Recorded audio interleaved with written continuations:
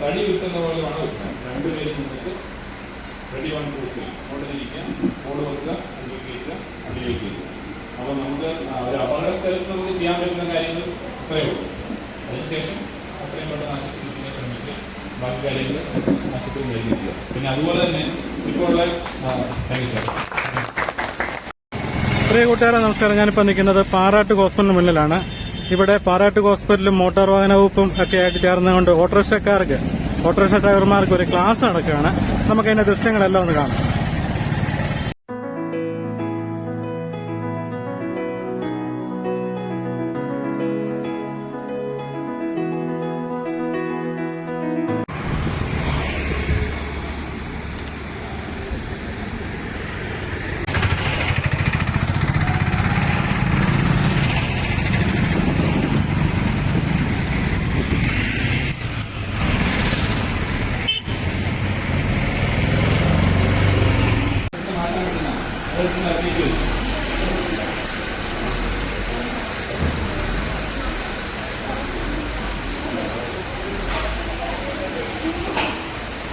അതായത് ഒരാളെ ഇവിടെ പിടിക്കുക, ഒരാളെ ഇവിടെ പിടിക്കുക, ഇടുപ്പിൽ പിടിച്ചു കൊടുക്കുക. റെഡി 1 2 3 എന്ന് പറയുമ്പോൾ ഒറ്റയടിക്ക് ഇങ്ങനെ തിരിക്കണം. മനസ്സിലായോ? അപ്പം നമുക്ക് ആ ട്വിസ്റ്റിങ് വരില്ല. അതായത് രണ്ടുപേരും ഒരേ സമയം തിരിക്കുകയാണെന്നുണ്ടെങ്കിൽ നട്ടലിന് ആ ട്വിസ്റ്റ് വരാതെ നമുക്ക് ഇങ്ങനെ തിരിച്ചു കിടത്തിയതിന് ശേഷം നമ്മൾ കൊണ്ടുവന്ന ട്രോളി ഇതിലേക്ക് സൈഡിലേക്ക് വെച്ച് കൊടുക്കുക, തിരിച്ച് ഇങ്ങനെ കിടത്തുക, ട്രോളിയിൽ കയറ്റുക. ഇതാണ് നമ്മുടെ നേരത്തെ നൈനാൻ സാർ പറഞ്ഞ കേസ് അതായിരുന്നു തോന്നുന്നു. അതായത് സ്പൈൻ ഇഞ്ചുറി വന്ന ആളെ നമ്മൾ ട്രാൻസ്പോർട്ട് ചെയ്യുമ്പോൾ ഒരിക്കലും ഇരുത്തി കൊണ്ടുപോകാൻ പാടില്ല. ഇരുത്തി കൊണ്ടുപോകുന്നത് അയാളുടെ നട്ടലിൻ്റെ ഇഞ്ചുറി എല്ലാം കൂടുതൽ ദിവസമാണ്. ഇങ്ങനെയാണ് അപകട സ്ഥലത്ത് കിടക്കുന്ന ഒരാളെ വണ്ടിയിലേക്ക് ട്രാൻസ്പോർട്ട് ചെയ്യുന്നത്. ഇപ്പോൾ ഒട്ടുമിക്ക ആംബുലൻസുകളിലെല്ലാം ഈ നമ്മുടെ സ്കൂപ്പ് എന്ന് പറയുന്ന സാധനമുണ്ട്. സ്കൂപ്പ് ഉണ്ടെന്നുണ്ടെങ്കിൽ ഈസിയാണ് സ്കൂപ്പിലേക്ക് എടുക്കുന്നതൊക്കെ. ഈ സ്കൂപ്പ് അവൈലബിൾ അല്ലാന്നുണ്ടെങ്കിൽ ഇപ്പം ഞാൻ പറഞ്ഞ പോലെ തടി വിൽക്കുന്ന പോലെ ലോഗ് റോഡ് മൂവ്മെന്റ് എന്ന് പറയുന്നത് തടി വിൽക്കുന്ന പോലെ വേണം വെക്കാൻ. രണ്ടുപേരും നിന്നിട്ട് റെഡി വൺ ടു അവിടെ ഇരിക്കാം, ബോർഡ് വെക്കുക, അതിലേക്ക് കയറ്റുക, അതിലേക്ക് കയറ്റുക. അപ്പോൾ നമുക്ക് ഒരു അപകട സ്ഥലത്ത് നമുക്ക് ചെയ്യാൻ പറ്റുന്ന കാര്യങ്ങൾ ഇത്രയേ ഉള്ളൂ. അതിനുശേഷം അത്രയും പെട്ടെന്ന് ആശുപത്രിക്ക് ശ്രമിക്കുക, ബാക്കി കാര്യങ്ങൾ ആശുപത്രി കഴിഞ്ഞിരിക്കുക. പിന്നെ അതുപോലെ തന്നെ ഇപ്പോൾ ഉള്ള താങ്ക് യു സാർ. പുതിയ ആംബുലൻസുകളിലൊക്കെ സ്പൈൻ ബോർഡ് എന്ന് പറയുന്ന ഒരു സംഭവം, സ്പൈൻ ബോർഡ്. അപ്പോൾ സ്പൈൻ ബോർഡ് എന്ന് പറഞ്ഞിട്ടുണ്ടെങ്കിൽ ഞാനിപ്പോൾ പറഞ്ഞ കഴുത്തിൻ്റെ നട്ടിലിന് വരുത്താണ് നമുക്ക് മരണം സംഭവിക്കാൻ സാധ്യത. കഴുത്തിന് കൂടെ സപ്പോർട്ട് കിട്ടുന്ന രീതിയിലുള്ള ബോർഡാണ് ഇപ്പോൾ അവൈലബിൾ ആയിട്ടുള്ളത്. അപ്പോൾ സ്പൈൻ ബോർഡ് എന്നുണ്ടെങ്കിൽ സ്പൈൻ ബോർഡിലേക്ക് ഇടയ്ക്ക് ട്രാൻസ്പോർട്ട് ചെയ്യും. Okay, thank you. ഇനി പിന്നെ അപ്പം ഓർത്തോപെഡിക്സിൽ പ്രധാനമായിട്ടും വരുന്നത് നട്ടല്, കൈകൾ, കാലുകൾ. അപ്പം കൈയും കാലും ഒടിഞ്ഞുകൊണ്ടാരും മരിക്കത്തില്ല. അപ്പോൾ കൈയും കാലും ഒടിയുന്നതുകൊണ്ട് സംഭവിക്കാൻ സാധ്യതയുള്ള ഏറ്റവും ഗുരുതരമായ പ്രശ്നം എന്ന് പറഞ്ഞിട്ടുണ്ടെങ്കിൽ ഇപ്പം നമ്മുടെ കൈയുടെ എല്ലുകൾ ഒടിഞ്ഞു. കൈയുടെ എല്ലുകൾ ഒടിഞ്ഞതിന് ശേഷം കൈയുടെ എല്ലുകളുടെ അടുത്തുകൂടെയാണ് നമ്മുടെ പ്രധാനപ്പെട്ട രക്തക്കുഴലുകളൊക്കെ പോവുക. അപ്പോൾ ഒടിഞ്ഞു നിൽക്കുന്ന എല്ലിൻ്റെ അഗ്രഭാഗം പോയിട്ട് രക്തക്കുഴലിൽ കൊണ്ട് രക്തക്കുഴൽ പൊട്ടിയാൽ നമ്മുടെ കയ്യിലേക്കുള്ള രക്തോട്ടം നിലച്ചിട്ട് രക്തോട്ടം നിലച്ചാൽ നമ്മുടെ അറിയാലോ കൈ മുറിച്ച് കളയേണ്ട അവസ്ഥയിൽ സംഭവിക്കാറുണ്ട്. അപ്പോൾ കൈയുടെ കാലിലെ എല്ലുകൾ പൊട്ടിക്കഴിഞ്ഞാൽ സംഭവിക്കാൻ സാധ്യതയുള്ള ഏറ്റവും ഗുരുതരമായ പ്രശ്നം എന്ന് പറഞ്ഞിട്ടുണ്ടെങ്കിൽ അതിനടുത്തുള്ള രക്തക്കുഴലുകൾക്ക് പരിക്ക് പറ്റുകയും രക്തക്കുഴലുകൾ കട്ടായി ബാക്കി രക്തോട്ടം നഷ്ടപ്പെട്ട് കൈകാലുകൾ മുറിച്ച് മാറ്റേണ്ട അവസ്ഥ. അതാണ് ഏറ്റവും ഗുരുതരമായ പ്രശ്നം. അത് സംഭവിക്കാതിരിക്കാൻ വേണ്ടി നമ്മൾ ചെയ്യേണ്ടത്, ഒരു ആക്സിഡന്റ് സ്ഥലത്ത് നമ്മൾ ചെല്ലുന്നു, ആ കൈ ഒടിഞ്ഞു അല്ലെങ്കിൽ കാലൊടിഞ്ഞിട്ടുണ്ട് എന്ന് നമുക്ക് തോന്നിയാൽ ആ ഭാഗം ഒന്ന് ഇമ്മൊബിലൈസ് ചെയ്യാൻ പറയും. ഇമ്മൊബിലൈസ് ചെയ്യാന്ന് പറഞ്ഞിട്ടുണ്ടെങ്കിൽ നമുക്ക് അവൈലബിൾ ആയിട്ടുള്ള എന്തെങ്കിലും ഒരു സാധനം വെച്ചിട്ട് അതൊന്ന് കെട്ടിവെക്കുക. അതായത് ഫർദർ അനക്കം ഉണ്ടാവാതിരിക്കാൻ. ഇപ്പം എൻ്റെ കയ്യിലെ ഇവിടുത്തെ രണ്ടെല്ലും ഒടിഞ്ഞിട്ടുണ്ടെങ്കിൽ ഇങ്ങനെ ആടിക്കൊണ്ടിരിക്കും. നമ്മൾ ഓരോ പ്രാവശ്യം എടുക്കുമ്പോൾ ഇങ്ങനെ ആടിക്കൊണ്ടിരിക്കും. അപ്പോൾ ആട്ടം ഉണ്ടാകാൻ പാടില്ല. ആട്ടം ഉണ്ടായാൽ അത് അടുത്തുള്ള രക്തക്കുഴലിൽ നിന്ന് ആടിജന്മിനൊക്കെ ക്ഷതം സംഭവിപ്പിക്കാൻ സാധ്യതയുണ്ട്. അപ്പം നമുക്ക് അവിടെ അവൈലബിൾ ആയിട്ടുള്ള ഇപ്പം നമ്മളവിടെ നോക്കുമ്പോൾ കിട്ടുന്നത് ഒരു കമ്പാണ്, അല്ലെങ്കിൽ ഒരു കാർഡ്ബോർഡാണ്, അങ്ങനെ എന്തെങ്കിലും ഒരു കട്ടിയുള്ള കാർഡ്ബോർഡോ അല്ലെങ്കിൽ ഒരു ചെടിയുടെ ഒരു തണ്ടോ എന്തെങ്കിലും മുറിച്ചിട്ട് ഇതിലേക്കൊന്ന് വെച്ച് കെട്ടിയതിന് ശേഷം അതൊരു തുണി വെച്ചിട്ടോ എന്തെങ്കിലും ഒന്ന് കെട്ടിക്കൊടുക്കുക, അതൊന്ന് അനങ്ങാതിരിക്കാൻ വേണ്ടിയിട്ട്. ഇത്രയും മാത്രമേ നമുക്ക് കൈയുടെയും കാലിൻ്റെയും പരിക്കിന് എമർജൻസി ആയിട്ട് പെരിഫറിയിൽ നിന്ന് ചെയ്യേണ്ട ഒരു കാര്യമുള്ളൂ. അതായത് ഒരു ഫർദർ ഡാമേജ് പ്രിവെൻറ്റ് ചെയ്യുക. അതായത് പൊട്ടിയ എല്ലുകൾ നമ്മുടെ രക്തക്കുഴലിലും ആടിഞ്ഞരമ്പുകളിലും പരിക്കുണ്ടാക്കാതെ അതൊന്ന് ഒന്ന് സ്പ്ലിൻറ്റ് ചെയ്യാന്ന് പറയും. അതായത് നമുക്ക് ഏറ്റവും അവൈലബിൾ ആയിട്ടുള്ള സാധനം വെച്ചിട്ടൊന്ന് കെട്ടിവെക്കുക. അത്രയും മാത്രം ചെയ്താൽ മതിയാവും കൈക്കും കാലുകൾക്കും.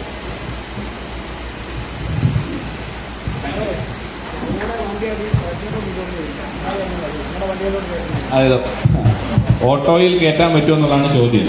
അപ്പോൾ ഓട്ടോയിൽ കയറ്റാൻ പാടില്ല എന്നുള്ളതാണ് എൻ്റെ അഭിപ്രായം. അതായത് മേജർ ആക്സിഡൻസ് ആണെന്നുണ്ടെങ്കിൽ കോൾ ഫോർ ആംബുലൻസ് എന്നുള്ളതാണ് നമ്മുടെ ഡിക്റ്റിവ്. അതായത് ഇപ്പം നമുക്ക് 108 ഒക്കെ ഉണ്ടല്ലോ. അപ്പോൾ മേജർ അപകടങ്ങളാണെന്നുണ്ടെങ്കിൽ ഓട്ടോയിൽ കയറ്റാതിരിക്കുക, ആംബുലൻസിൽ കയറ്റുക. ഇനി ഞാൻ രണ്ടാമത് പറഞ്ഞൊരു വിഭാഗമുണ്ട്. അതായത് ആള് അപകടത്തിന് ശേഷം എഴുന്നേറ്റ് നിൽക്കുന്നുണ്ട്, വലിയ പ്രശ്നങ്ങളൊന്നും പറയുന്നില്ല, പ്രഥമ ദൃഷ്ടിയ നമുക്ക് പ്രശ്നങ്ങൾ തോന്നാത്ത ഒരാളാണെന്നുണ്ടെങ്കിൽ നമുക്ക് ഓട്ടോയിൽ കൊണ്ടുപോകുന്നതിന് കുഴപ്പമില്ല. പക്ഷേ നട്ടലിൻ്റെ അവിടെ വേദന പറയുന്നു, അല്ലെങ്കിൽ ബോധമില്ലാത്ത ഒരാൾ, അങ്ങനത്തെ ആൾക്കാരെ നമ്മൾ പരമാവധി ആംബുലൻസിൽ തന്നെ എത്തിക്കാനാണ് ശ്രമിക്കേണ്ടത്.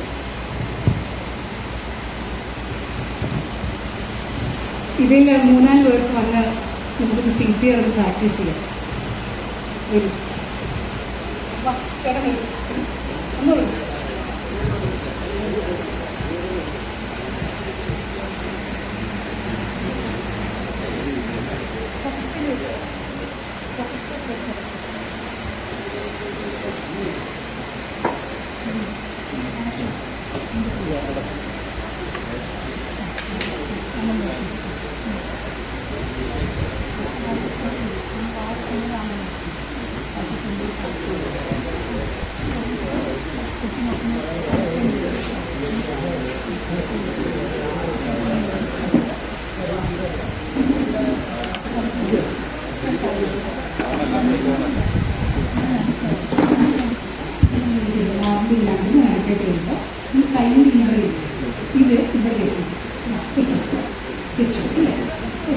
മറ്റേ കൈയിലേക്ക് 2 വിരലിനത് ചുറ്റും ലോക്ക് ചെയ്യും. ഈ കൈയിൽ നമ്മൾ നേരെ അപ്പോൾ നമ്മൾ ഇതിനുള്ളത് നമ്മൾ ഇതിലൊരു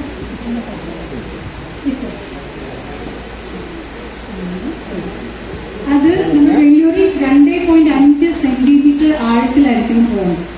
അത്രയും മതി. അല്ലെങ്കിൽ നമ്മൾ ഈ ചെസ്റ്റ് ഇഞ്ചുറി ഉണ്ടാകാനുള്ള സാധ്യത, അതായത് നമ്മുടെ വെല്ലുകൾ അവിടുത്തെ ഒടിയാനുള്ള സാധ്യതയുണ്ട്. നമ്മൾ ഈ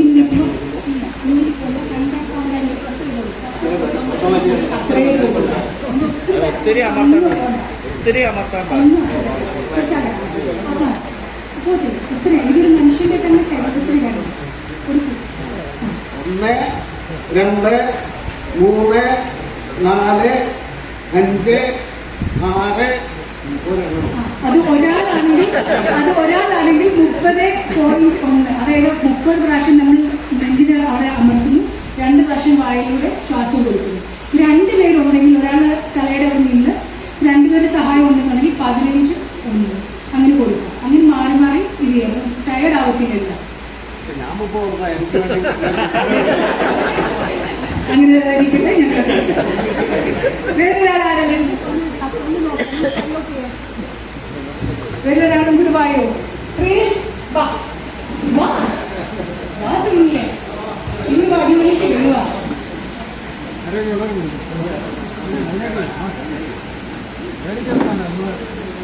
നമ്മൾ ചെയ്യാനുള്ളത് അറിയത്തില്ല അതെങ്ങനെയാണ്. എനിക്ക് തന്നെ ഇവിടെ വെക്കുന്നു, ഇന്ന് വെക്കുന്നു, മറ്റു വെക്കുന്നു, ശക്തി കിട്ടാൻ വേണ്ടി.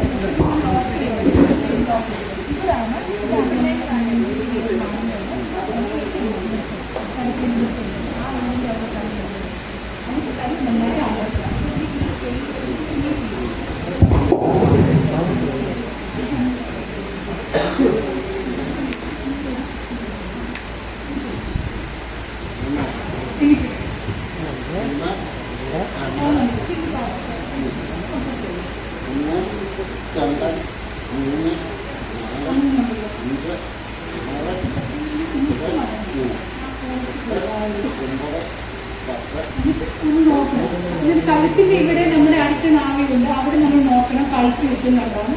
പൾസ് കിട്ടുന്നില്ല എന്നാൽ ആ പൾസ് കിട്ടുന്നത് വരെയാണ് നമ്മൾ ഈ CPR കണ്ടിന്യൂ ചെയ്യുന്നതെന്നാണ് പറയുന്നത്.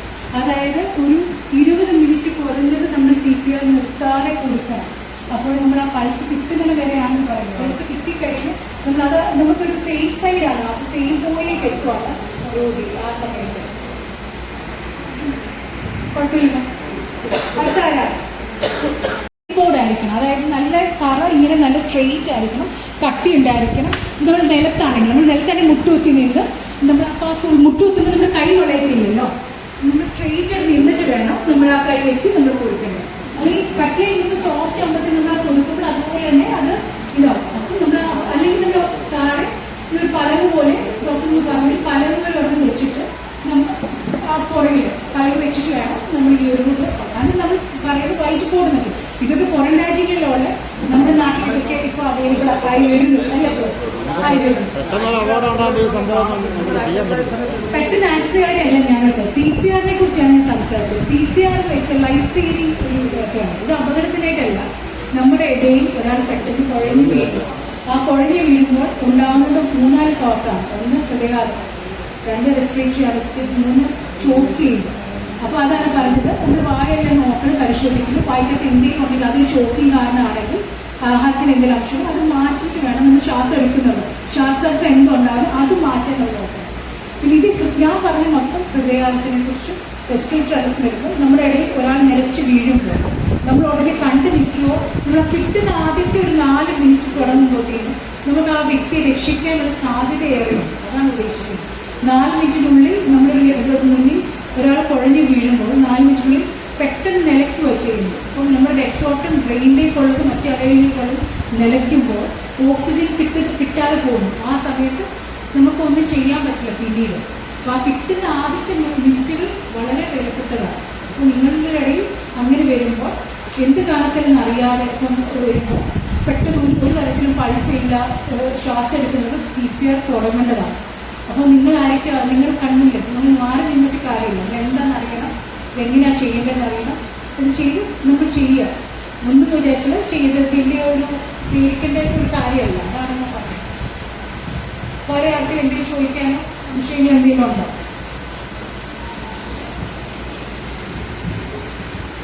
Thank you doctor Bindu and doctor Sebastian.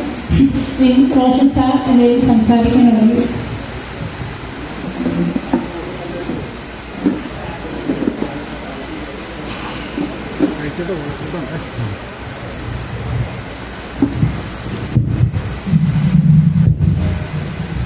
അപ്പം ഇത് വളരെ നമുക്കൊക്കെ ആവശ്യമായിട്ടുള്ളൊരു ട്രെയിനിങ് തന്നെയായിരുന്നു. ഞാൻ പലതവണ അറ്റൻഡ് ചെയ്തിട്ടുണ്ട്, പക്ഷെ ഇത്രയും കോഴ്സായിട്ട് അതിന് ഞാൻ ഇവിടെ നിന്ന് ഇറങ്ങി മുന്നിൽ പോയിരുന്ന കാര്യമാണ്. ഞാനിങ്ങനെ ഇങ്ങനെയുള്ള ട്രെയിനിങ് പ്രോഗ്രാം പോയി നടത്തി കൊടുക്കുന്ന കൂട്ടത്തിലുണ്ടായിരുന്നു, പക്ഷെ ഞാൻ ഇത്ര കോഴ്സായിട്ട് കാണുന്നത് ആദ്യമായിട്ടാണ്.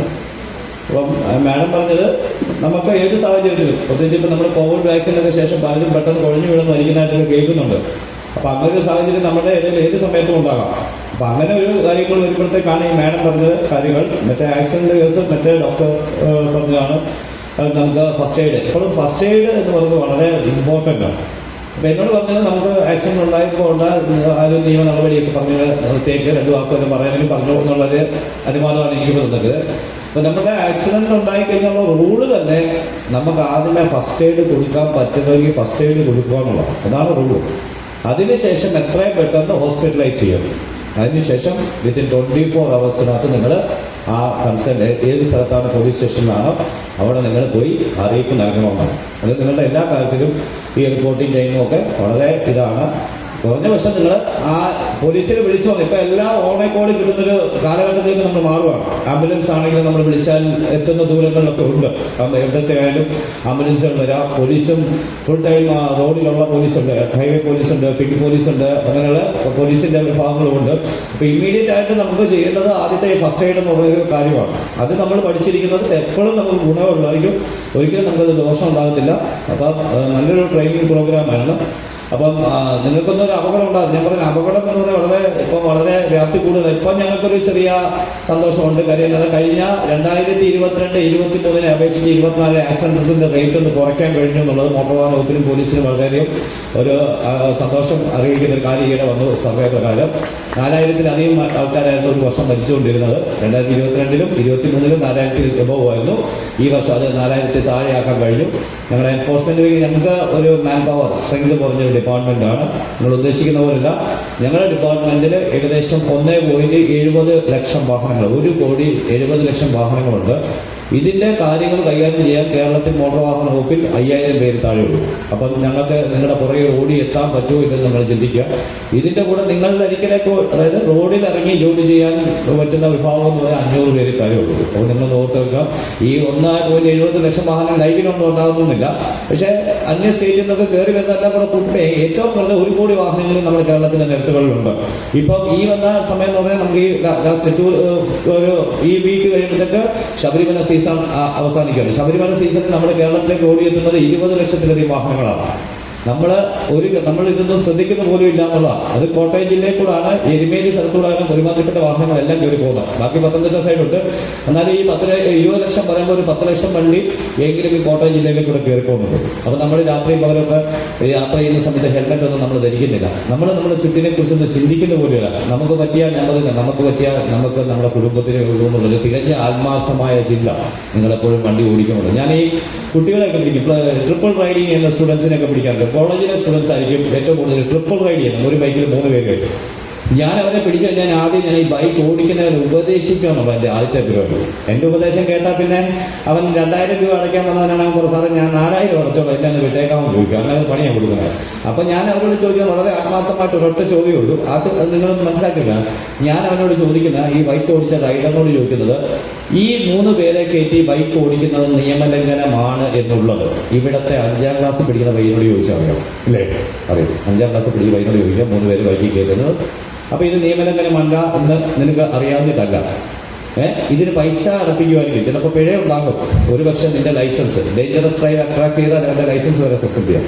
അപ്പോൾ ഇതിൻ്റെ ലൈസൻസ് വരെ പോകുന്ന കുറ്റകരമാണെന്ന് അറിഞ്ഞിട്ടും നീ ഈ 2 പേരെ നിന്റെ പുറകെ കെട്ടിപ്പിടിച്ച് വെച്ചുകൊണ്ട് പോകണമെന്നുണ്ടെങ്കിൽ നിനക്ക് അവരോട് വളരെ സ്നേഹവും ബഹുമാനവും ഉണ്ട്. ഇല്ലെന്നല്ല, വളരെ സ്നേഹമാണ് നിനക്ക് അവരോട്. അതുകൊണ്ടല്ലേ നീ എന്നിട്ടും അവരെ കയറ്റിക്കൊണ്ടുപോകും. പക്ഷെ ഒരു അപകടത്തിൽപ്പെട്ട് നീ കിടന്നു പോയാൽ നിന്റെ പുറകെ കെട്ടിപ്പിടിച്ചിരിക്കുന്ന 2 പേരും നിന്റെ കൂടെ 10 അല്ലെങ്കിൽ 12 ദിവസത്തിൽ കൂടുതൽ കാണത്തില്ല. കാര്യം വേർപ്പമില്ല. ഈ കോളേജിലൊക്കെ പഠിക്കുന്ന സെമസ്റ്റർ അടിസ്ഥാനത്തിൻ്റെ ക്ലാസ്സുകൾ പോകും. ഒരു സെമസ്റ്ററിൽ 10 അല്ലെങ്കിൽ 12 ലീവ് കിട്ടത്തുള്ളൂ. 12 ദിവസം കഴിയുമ്പോൾ അവൻ കോളേജിൽ പോകും. കാര്യം എന്താണ്? അവൻ എക്സാം എഴുതും, അല്ലേ? അവൻ കോളേജിലേക്ക് പോകും. നീ എവിടെ കിടക്കും? നീ ആശുപത്രി കട്ടിലേക്ക് കിടക്കും, അല്ലെങ്കിൽ വീട്ടിലെ കട്ടിലേക്ക് കിടക്കും. അവൻ എക്സാം എഴുതും, നീ എവിടെ കിടക്കും? ഈ കട്ടിലേക്ക് കിടക്കും. പിന്നെ അവൻ ഹയർ സ്റ്റഡീസിന് പോകും, നീ എവിടെ കിടക്കും? നീ ഈ കട്ടിലേക്ക് കിടക്കും. പിന്നെ അവൻ വിദേശ ജോലി തേടി വിദേശ രാജ്യങ്ങളിലേക്ക് പറക്കും, നീ എവിടെ കിടക്കും? ഈ കട്ടിലേക്ക് കിടക്കും, അല്ലേ? ഇതെല്ലാം അവസ്ഥകൾ വരുന്നത്. നിങ്ങൾ ചിന്തിക്കുക, നമ്മൾ റോഡിലേക്ക് റോഡ് ഒരു സേഫുമല്ല. ഒരു സേഫ്. നിങ്ങളിന്ന് വീട്ടിൽ നിന്ന് റോഡിലോട്ട് ഇറങ്ങിയിട്ടുണ്ടോ? അത് ഞാൻ ഉൾപ്പെടെ നമ്മളെല്ലാവരും തിരിച്ച് വീട്ടിൽ ചെല്ലുന്നെങ്കിൽ ആരുടെയൊക്കെ പ്രാർത്ഥന ഉണ്ടാകും. ഒന്നുകിൽ സ്വന്തം പ്രാർത്ഥന അല്ല മറ്റുള്ള പ്രാർത്ഥന. ഇനി കൊച്ചു കേരളത്തിൽ ദിനം പ്രതി 10 പേരെങ്കിലും മരിക്കുന്നുണ്ട്. ഓരോ ജില്ലയിൽ ഓരോ അപകട മരണങ്ങളും ഉണ്ടാകുന്നുണ്ട്. 14 ജില്ല. ഈ 14 ജില്ലയിൽ ഞാനത് വീട്ടിൽ കുറച്ച് നിങ്ങളുടെ മനസ്സിലേക്ക് കയറ്റാൻ വേണ്ടിയാണ് 10 എന്ന് പറഞ്ഞത്. 10% ഡെയിലി കേരളത്തിൽ മരിക്കുന്നു. ഈ 10 പേര് വീട്ടിൽ നിന്ന് റോഡിലോട്ട് ഇറങ്ങിയിട്ടുണ്ടെങ്കിൽ തിരിച്ച് വീട്ടിൽ ചെല്ലുന്നുള്ള അമിതമായ വിശ്വാസത്തിലാണ്. പക്ഷേ ഹതഭാഗ്യവന്മാരായ 10 പേര് ചേതനയേറ്റ ശരീരമാണ് വീട്ടിലേക്ക് തിരികെ ചെല്ലുന്നത്. വീട്ടുകാർക്കും നാട്ടുകാർക്കും കൂട്ടുകാർക്കും അയൽവക്കാർക്കും എല്ലാം എന്നും തീരാവേദന നൽകി ഈ ലോകത്തിൽ നിന്ന് വിട പറഞ്ഞു. അപ്പോൾ ഇങ്ങനെ ഒരു അവസ്ഥ നമ്മൾ മുഖാന്തരം ഒരാൾക്കും ഉണ്ടാകാൻ പാടില്ല. നിങ്ങളൊക്കെ ഡ്രൈവേഴ്സാണ്, നിങ്ങളൊക്കെ ട്രെയിനിങ് വളരെ അത്യാവശ്യമാണ്. ഇപ്പം ഇവിടെ പ്രസിഡന്റ് സാർ എനിക്ക് നമ്പർ തന്നിട്ടുണ്ട്. അത്രയും പെട്ടെന്ന് ഓട്ടോറിക്ഷ ഒരു ട്രെയിനിങ് ഞാൻ സംഘടിപ്പിക്കുമെന്ന് ഞാൻ നിങ്ങളോട് പറയുന്നു. ആദ്യം പറഞ്ഞിട്ടുള്ളതാണ്. അപ്പം ഈ ഇങ്ങനെ ഒരു പ്രോഗ്രാം വളരെ ഭംഗിയായി പൂർത്തീകരിക്കാൻ ഈ മാനേജ്മെൻറ്റിന് ഇവിടെ ഇത് ലീഡ് ചെയ്ത് എല്ലാവർക്കും സാധിച്ചു എന്ന് ഞാൻ വിശ്വസിക്കുന്നു. അപ്പം എന്നെ ഇവിടെ വിളിച്ചു വരുത്തിയേ എനിക്കിങ്ങനെ ഒരു സന്ദർഭം. ഒരു ചോദ്യം ചോദിച്ചോട്ടെ? നമ്മുടെ കഴിഞ്ഞ ദിവസം വെട്ടത്തോലൊരു ആക്സിഡന്റ് ഉണ്ടായി. അപ്പോൾ അവിടുന്ന് കുറേ ഓട്ടോറിക്ഷ ഡ്രൈവറാണ് ഈ ആക്സിഡന്റ് ആയ ആളെ ഹോസ്പിറ്റലിൽ കൊണ്ടുപോയത്. ഹോസ്പിറ്റലിൽ കൊണ്ടുപോയി അന്നേരത്തേന് അവിടെ ചെന്ന് കഴിഞ്ഞപ്പോഴത്തേന് ആദ്യം ഈ ഓട്ടോറിക്ഷക്കാരുടെ നമ്പരും എല്ലാം ഹോസ്പിറ്റലിൽ രജിസ്റ്റർ ചെയ്യുമല്ലോ. അപ്പോൾ ആ ആൾ മരിച്ചു. അപ്പോൾ ആ ഓട്ടോറിക്ഷക്കാരിൽ അവരൊരു 3-4 പ്രാവശ്യം കോട്ടയത്ത് സ്റ്റേഷനിലേക്ക് വിളിപ്പിച്ചു. അവർ രാവിലെ ഓട്ടോ ഓടാൻ വന്ന് സ്റ്റാൻഡിൽ കിടക്കുന്നത്. അവർ ഈ സ്റ്റേഷനിൽ പോയിട്ട് വരുമ്പോൾ അവർക്ക് അന്നത്തെ ദിവസം പോകും. അങ്ങനെ 2 ദിവസം പോയി 3ാമത്തെ ദിവസം അവരെന്നെ വിളിച്ച് പറഞ്ഞു, ചേട്ടാ ഇന്ന പോലെ ഒരു പ്രശ്നമുണ്ട്, ഞങ്ങളെ വിളിച്ച് ഇങ്ങനെയുള്ള കാര്യങ്ങളെല്ലാം ചോദിച്ചിട്ടുണ്ട്. അപ്പോൾ ഞാൻ സ്റ്റേഷനിൽ വിളിച്ചിട്ട് പറഞ്ഞു, സാറേ ഇന്നുപോലെ കാണിക്കുന്നത് മോശം. കാരണം അവർ അടുത്തോണ്ട് പോയി അവരുടെ കൈ കിടന്നാണ് ആൾ മരണപ്പെട്ടത്. അപ്പോൾ അത് കഴിഞ്ഞിട്ട് കഴിഞ്ഞ ദിവസം വെട്ടത്തോലെ ഒരു ആക്സിഡന്റ് ഉണ്ടായി, ഒരാൾ മരണപ്പെട്ടു. ആ സമയത്ത് ആ ഓട്ടോ സ്റ്റാൻഡിൽ ചെന്നിട്ട് ഒറ്റ ഓട്ടോറിക്ഷക്കാർ പോകാൻ തയ്യാറായി. അപ്പോൾ അങ്ങനെ ഓട്ടോറിക്ഷക്കാരെ ഒരുപാട് ബുദ്ധിമുട്ടുന്നുണ്ട് പോലീസ് ഡിപ്പാർട്ട്മെൻറ്റ്. പോലീസിൻ്റെ ഇതാണ് എനിക്ക് അവരെ ഓരോ കാര്യങ്ങൾ എനിക്ക് അങ്ങനെ പ്രത്യേകം പറയാൻ പറ്റില്ല. ശരിക്കും പറഞ്ഞാൽ ഇപ്പോൾ ഇങ്ങനെ ആശുപത്രി കൊണ്ട് എത്തിക്കുന്നത് പാരിതോഷികം വരെ കൊടുക്കുന്നുണ്ട് സർക്കാർ. അങ്ങനത്തെ ഒരു പ്രൊസസ് സ്റ്റേജിലാണ് നിൽക്കുന്നത്. നിങ്ങൾ ആശുപത്രി കൊണ്ട് നിങ്ങൾക്ക് പൈസ കിട്ടുന്ന പരിപാടിയാണ് ജീവൻ രക്ഷിക്കാൻ വേണ്ടി. അതിനൊരു രക്ഷയുണ്ട്, ഞാൻ ഓർക്കുന്നില്ല. ഞാൻ വേണമെങ്കിൽ അടുത്ത ക്ലാസ്സിൽ വരുമ്പോൾ ഞാനത് പറഞ്ഞുതരാം. നമുക്ക് എപ്പോഴും അതിനകത്ത് നിങ്ങൾ പേടിക്കണം. നിങ്ങളങ്ങനെ കേസ് കൊണ്ടുവന്ന് പറഞ്ഞാൽ നിങ്ങൾ ഒരു സാക്ഷിയായിട്ട് ചിലപ്പോൾ പോകേണ്ടി വരും. പോലീസുകാരെല്ലാവരും അങ്ങനെ ആയത്. പക്ഷെ അത് ഒഴിവാക്കണമെന്ന് പറയുന്നുണ്ട്. ഇപ്പം നിലവിൽ അങ്ങനെ പറയുന്നുണ്ട്. നിങ്ങളങ്ങനെ നിങ്ങളെ കൊണ്ടുപോകണ്ട, നിങ്ങൾ കൊണ്ടുവന്നു എന്നുള്ളത്. നിങ്ങൾക്ക് പാരിതോഷികം വരെ കൊടുക്കുന്ന നിയമമുണ്ട് ഇപ്പോൾ നിലവിൽ. അപ്പോൾ അതുകൊണ്ട് നമ്മളൊരു ജീവൻ രക്ഷിക്കുന്നതിന് വേണ്ടി നമുക്കിത് പോലീസ് ഡിപ്പാർട്ട്മെൻറ്റിൽ നമുക്ക് എങ്ങനെയെങ്കിലും ഇത് വരുമ്പോൾ ഇങ്ങനെ ഒരു പ്രശ്നം ഉണ്ടാകില്ല അത് അവതരിപ്പിക്കാം. അതല്ലാതെ ഇപ്പം എനിക്കൊന്നും ചെയ്യാൻ പറ്റുന്നില്ല. ഞാൻ അവരോട് പറയാം. നമ്മൾ അവരുടെ ഒരു ഒറ്റ രീതിയായിരിക്കും. അവർക്കൊന്ന് കോടതിയിൽ പോകുമ്പോൾ ചിലപ്പോൾ ഇതൊക്കെ തിരിഞ്ഞു വരും. ഈ കോർട്ടെന്ന് പറഞ്ഞു കഴിഞ്ഞാൽ അവർ എന്താ സാക്ഷികൾ, സാഹചര്യ തെളിവുകൾ ഇതൊക്കെ വെച്ചിട്ട് അവർക്ക് ചെയ്യാൻ പറ്റത്തുള്ളൂ. അതിനാണ് നമ്മൾ കുറ്റം ചെയ്യുന്നവർ ചിലപ്പോൾ ജയിലിൽ നിന്ന് പുറത്താലും അതിൻ്റെ പുറത്തായി വരുന്നതിൻ്റെ കാര്യമാണ്. അതൊരു വാദിക്കുന്നതിൻ്റെ രീതിയും കോടതിക്ക് കണ്ടെത്താൻ പറ്റുന്നത് കണ്ടെത്തി അതിന് ജഡ്ജിമെൻറ്റ് പറയാനുള്ള കോടതിയിലേക്ക്. ചിലപ്പം കൺമുമ്പിൽ നടന്ന സംഭവം നമ്മൾ ദൃസാക്ഷിയായിട്ട് പറഞ്ഞു കഴിഞ്ഞാൽ പോലും ചിലപ്പോൾ തിരിച്ചു വരുന്ന കാലഘട്ടങ്ങളുണ്ട്. മനസ്സിലായോ? അതിനെക്കുറിച്ച് നമുക്ക് പോകണ്ട. ഓക്കെ, പറഞ്ഞു വരുമ്പോൾ ഞാനിങ്ങനെ പറഞ്ഞുകൊണ്ടിരിക്കും. അതുകൊണ്ടാണ് ഇപ്പോൾ ഇവിടെ എല്ലാവർക്കും നിങ്ങളെ പങ്കെടുത്ത എല്ലാവർക്കും ഉള്ള സർട്ടിഫിക്കറ്റ് ഉണ്ട്. അതും കൂടെ ഞാൻ വിതരണം ചെയ്യണമെന്നുള്ള വീണ്ടും എനിക്കൊരു പണി കൂടെ തന്നിട്ടുണ്ട്. അപ്പോൾ ഏതായാലും കുഴപ്പമില്ല, സന്തോഷമാണ് നിങ്ങൾക്ക് സർട്ടിഫിക്കറ്റ് ഒക്കെ തരുന്നതിന്. അപ്പോൾ പേര് വിളിക്കുന്നവർ പറയാം. Anilkumar, Chandran PS, Devdas,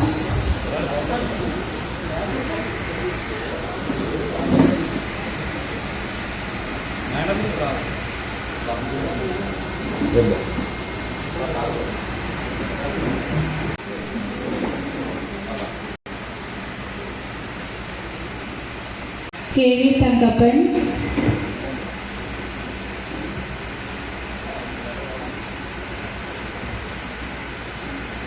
Manjuraj KV, Manoj Kumar KV,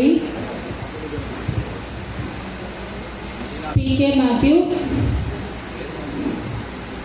PP Thomas, PP Thomas, Rajesh Kumar,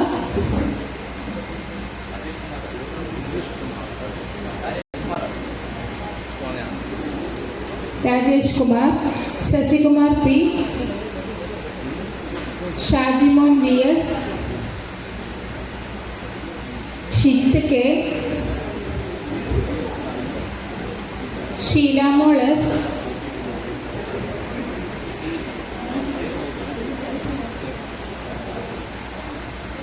Somadas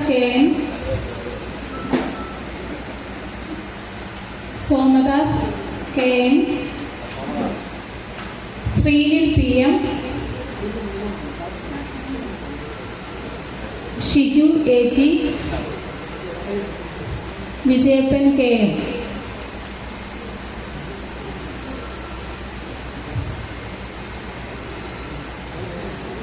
Vijayappan ക്ഷണിക്കുന്നു.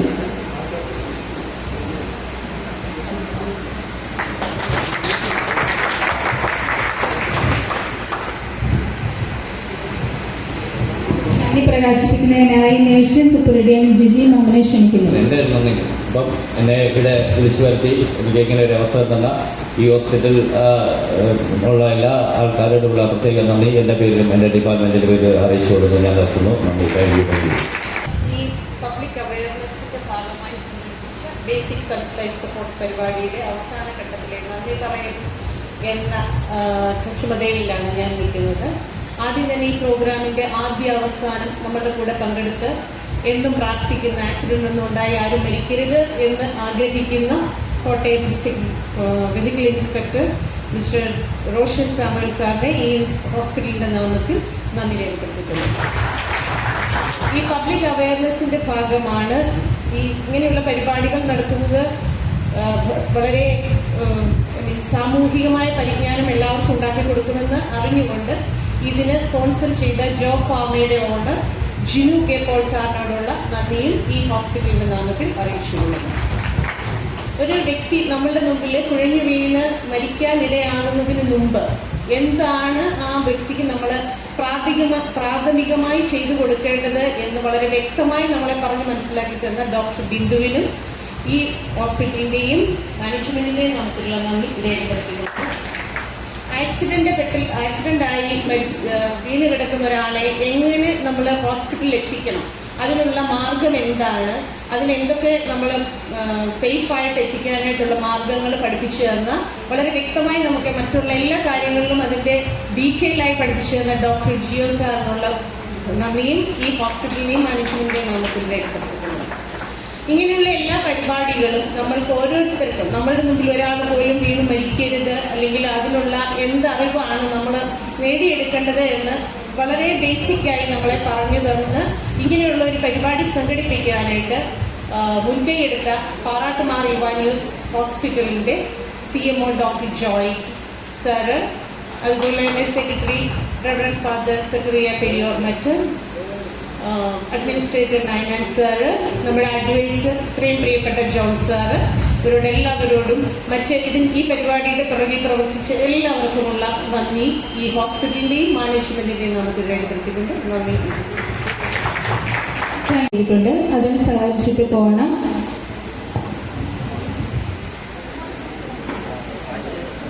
നിങ്ങളുടെ ബ്ലഡിന്റെ റിപ്പോർട്ട് ചൊവ്വാഴ്ച ലഭിക്കുന്നതാണ്.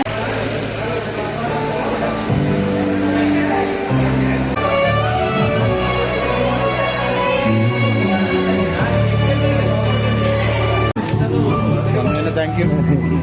വിനോദ് പൊങ്ങൻപാറയിൽ വീട്. പൊങ്ങൻപാറ PG